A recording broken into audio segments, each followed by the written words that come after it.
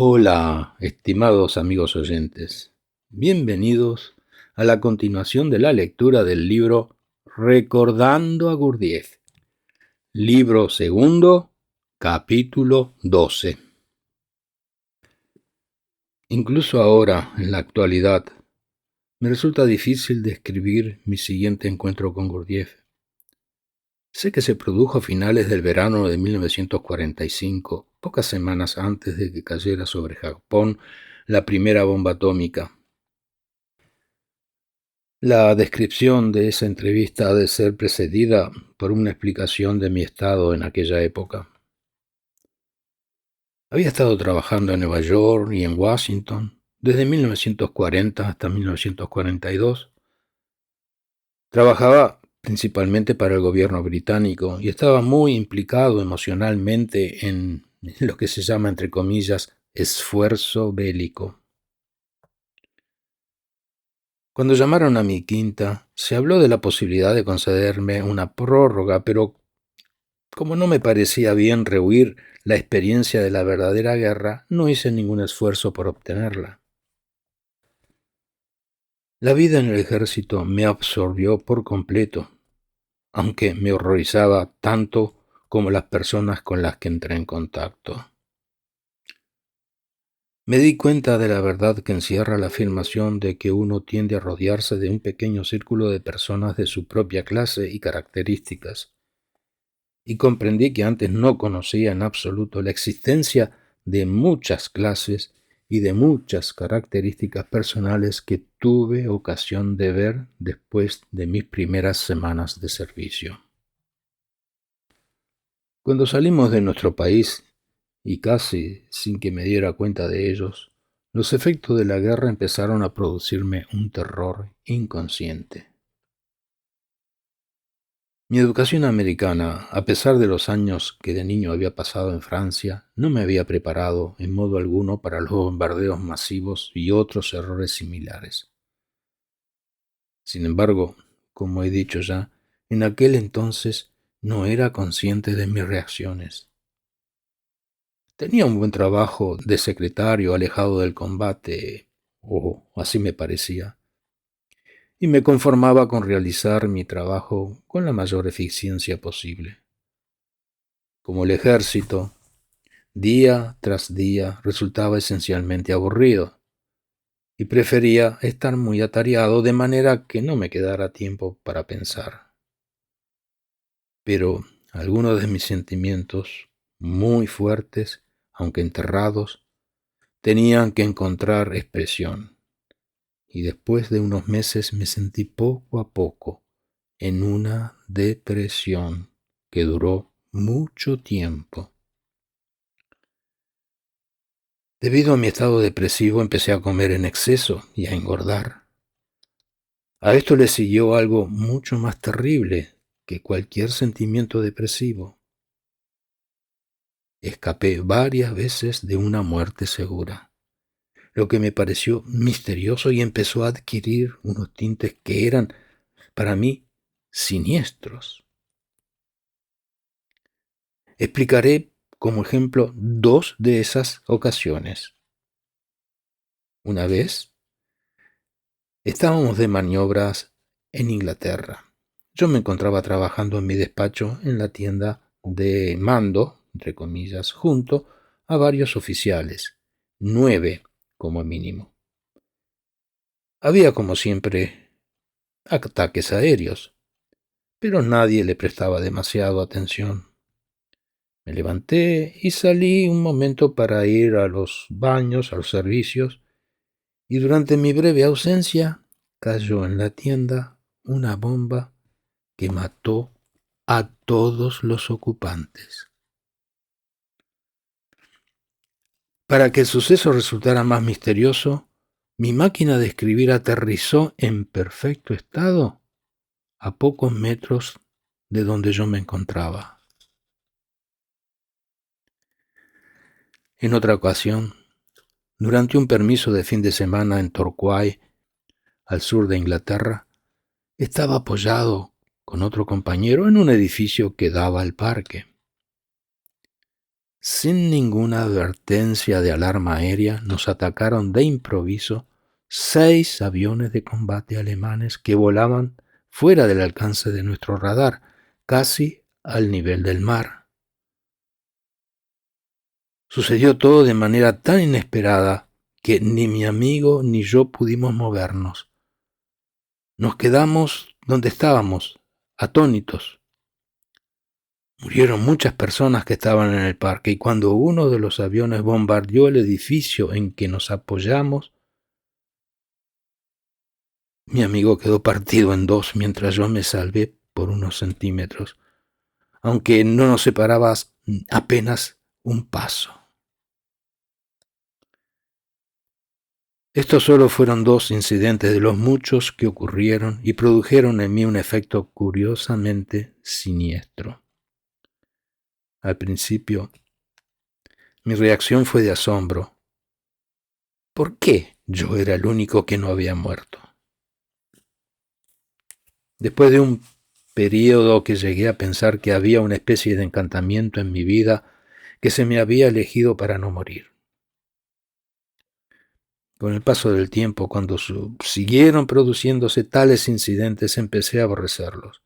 Vi morir a tantos compañeros durante aquella época que comencé a desear morir yo en su lugar. La magnitud de la guerra, el simple hecho de que existiera estaba fuera de mi comprensión. Y cuando prosiguió, interminable y sin sentido, la vida también me pareció perder todo sentido, todo significado, y no estaba seguro de que alguna vez lo hubiera tenido. Ningún sentimiento de justicia, patriotismo o lealtad puede justificar un asesinato masivo tan atroz. Tuve serias dudas sobre el sentido de la existencia humana. Durante aquellos días pensaba en Gurdjieff con frecuencia y trataba de imaginar cómo explicaría él, si es que podía, la guerra, pero era incapaz de imaginarme sus respuestas o explicaciones. Por último, una vez que llegamos al continente después del día D, el problema adquirió unas dimensiones tan enormes para mí que no podía pensar en otra cosa y estuve al borde de un verdadero colapso nervioso.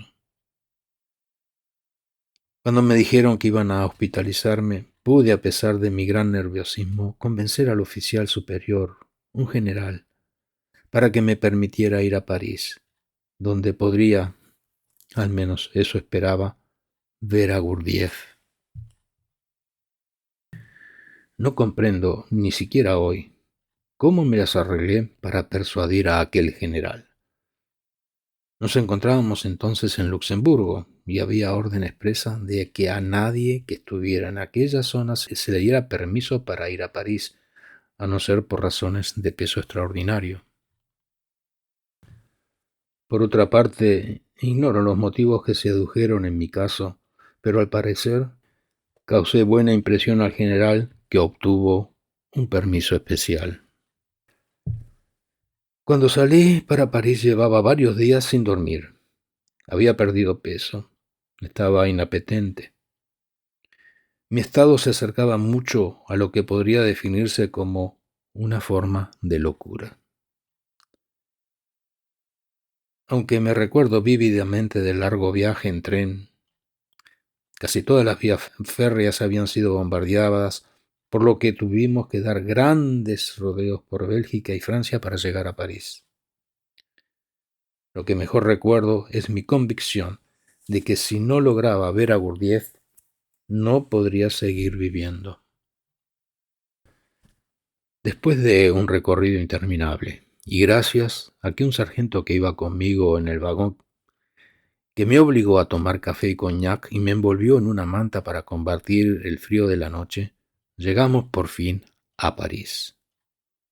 En cierto sentido, la propia ciudad, que yo había aprendido a amar en mi infancia, actuó como un tónico y fue como una inyección de energía, al menos la necesaria para ayudar al sargento que me acompañaba a buscar alojamiento en un hotel y a comenzar la búsqueda de Gurdjieff, ya que no sabía dónde vivía. No nos sirvieron de nada la guía telefónica ni el anuario de comercio, y dado que mi estado psicológico, empecé a desesperar. Y sin embargo, logré, no sé cómo, conservar la calma, y aquella noche cené bien. Después me dispuse a repasar mentalmente los nombres de cuántos alumnos había conocido en el pasado y que podían vivir en París. Había llegado a las 4 de la tarde y hasta las 9 mi búsqueda fue infructuosa. Localicé entonces a una mujer que había estado en el Pruré en la misma época que yo. Me aseguró que Gurdjieff estaba en París y que podría verle al día siguiente, y me ofreció una habitación para pasar la noche. Acepté agradecido y estuve hablando con ella hasta muy tarde, lo que hasta cierto punto alivió mi nerviosismo. Aún así sabía que no podría descansar hasta que viera a Gurdjieff, y aquella noche casi no pude dormir. Pasé la mayor parte de la mañana inquieto y ansioso, en compañía de mi benefactora, ya que según me dijo, no se podía localizar a Gurdjieff, y no recuerdo por qué razón, hasta el mediodía. A las 11 me dio dos direcciones, una de la cafetería donde él solía tomar café a última hora de la mañana, y la otra de su apartamento. Fui primero a su casa, pero no estaba. Me dirigí luego a la cafetería para descubrir que tampoco estaba allí. Me excité hasta un punto irracional y empecé a pensar que me había perdido en París, si es que no había perdido la cabeza. Llamé a mi antigua compañera por teléfono, le dije dónde estaba y le conté que había sido imposible encontrar a Gurdjieff. Ella hizo cuanto pudo por tranquilizarme y me aconsejó que volviera al apartamento, seguro que no me había perdido y que esperase allí. Seguí su consejo. No podía entrar en el apartamento de Gurdjieff, pero el portero, un anciano, alarmado por mi aspecto y por mi actitud, me trajo un sillón al vestíbulo y lo colocó frente a la entrada. Después me dijo que intentara descansar, pues era seguro que Gurdjieff volvería pronto. Esperé lo que me pareció un tiempo interminable, obligándome a permanecer sentado en el sillón y mirando la entrada fijamente. Una hora más tarde oí el sonido de un bastón que golpeaba el suelo. Me puse de pie, rígido, y Gurdjieff, había pensado que debía ser él, aunque no sabía que usara bastón, apareció en la puerta. Se me acercó sin dar la menor señal de reconocimiento, y yo me limité a decir mi nombre. Volvió a mirarme durante un momento. Dejó caer el bastón y exclamó en voz alta: ¡Hijo mío! El impacto de nuestro encuentro fue tal que cuando nos abrazamos, a él se le cayó el sombrero y el conserje, que había estado observándonos, dio un grito y yo le ayudé a recoger el sombrero y el bastón, y él me puso el brazo sobre los hombros para guiarme hasta la escalera y me dijo: «No hables ahora, estás enfermo». Cuando llegamos a su apartamento, me llevó por un largo pasillo hasta un oscuro dormitorio y me señaló la cama. Me indicó que me tumbara y dijo: «Esta es tu habitación durante el tiempo que necesites». Cuando me acosté, él salió de la habitación, pero dejó la puerta entornada. Sentí un alivio tan enorme y una alegría tan grande al verla que me eché a llorar, incapaz de controlarme. y me empezó a doler la cabeza. Como no podía descansar, me levanté y fui a la cocina, donde lo encontré sentado ante la mesa. Al verme, pareció alarmado y me preguntó qué me ocurría. Le contesté que necesitaba tomar una aspirina o cualquier cosa para el dolor de cabeza, pero con un gesto negativo dijo, nada de medicinas. Su tono era muy firme. Te daré café. Tómalo tan caliente como puedas resistir. Me senté frente a la mesa, mientras él calentaba el café y me lo servía. Entonces, atravesó la pequeña habitación y se puso delante de la nevera, mirándome.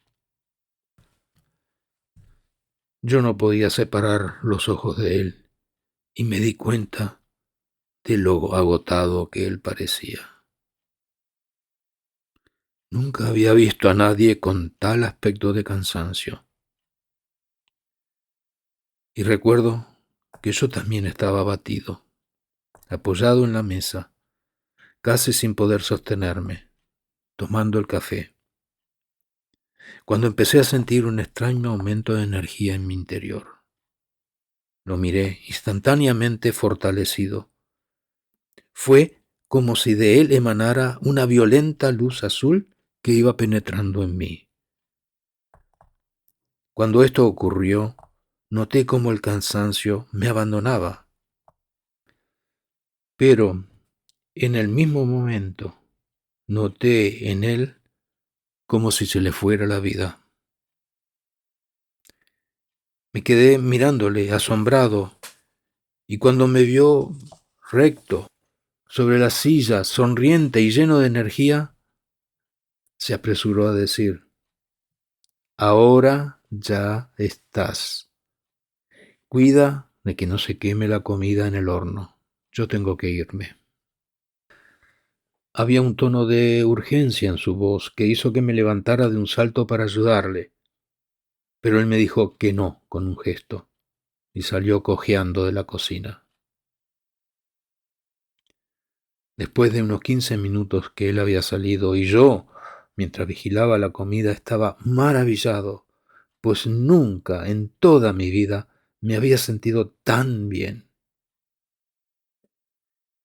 Y estaba convencido, y sigo estándolo, de que él sabía el modo de transmitir energía a los demás y también estaba persuadido de que sólo podía hacerlo a expensas de su propia energía. Al poco tiempo pude comprobar que él sabía renovar sus reservas de energía rápidamente, pues me sorprendió verlo volver a la cocina con un aspecto joven, atento, sonriente, ligero y lleno de ánimo. Y dijo que el nuestro era un encuentro muy afortunado, y que si bien le había obligado a hacer un esfuerzo casi imposible, había sido, como yo mismo había podido atestiguar, muy beneficioso para ambos, y me anunció que después comeríamos juntos y brindaríamos como, entre comillas, dos hombres verdaderos con una buena cantidad de coñac añejo. Mientras tomábamos un enorme almuerzo bebiendo copa tras copa de licor, me dijo que le contara lo que me preocupaba. Encontré difícil empezar, porque en aquel momento no tenía problema alguno, me sentía maravillosamente bien. Sin embargo, una vez que comencé pude contarle todo lo que me había pasado desde la última vez que nos vimos, resumiendo con facilidad los acontecimientos y usando una especie de, entre comillas, taquigrafía hablada, que resultaba por completo natural para los dos. Él me escuchó sin hacer comentario alguno y dijo después que lo que le había contado no tenía verdadera importancia y que no había nada que preocuparse, y me preguntó cuánto tiempo podía quedarme en París. Cuando le respondí que tenía 3 días de permiso, me dijo que durante ese tiempo tenía que ir todos los días a comer y a cenar a su apartamento, pero que el tiempo restante debía salir a, entre comillas, jugar. Nunca has aprendido a jugar, me dijo con tranquilidad y voz afectuosa. Traté de enseñarte cuando eras pequeño. Ahora tienes que salir y hacer cosas divertidas, juegos. Después debes volver a las 10 en punto. Y le pregunté qué iba a hacer él hasta las 10. Y me contestó que tenía una reunión. Cuando le sugerí que yo podía asistir, replicó riéndose, no vengas a la reunión con los discípulos. Eso no es juego. Ya estás muy serio. Añadió, sin embargo, que yo podía quedarme en la habitación que me había ofrecido, pero que si podía alojarme en otro sitio sería mejor para mí, porque iba y venía mucha gente al apartamento a todas horas y así, pues, me recomendó que buscara algún otro lugar donde alojarme durante mi estancia. Me fui al apartamento y hablé con mi anfitriona de la noche anterior, que me ofreció que no tenía ningún inconveniente que me quedara en su casa, y siguiendo el consejo de Gurdjieff, el resto del día me dediqué a, entre comillas, jugar. Finalizó aquí el capítulo 12 del libro segundo, recordando a Gurdjieff. Muchas gracias por haber escuchado.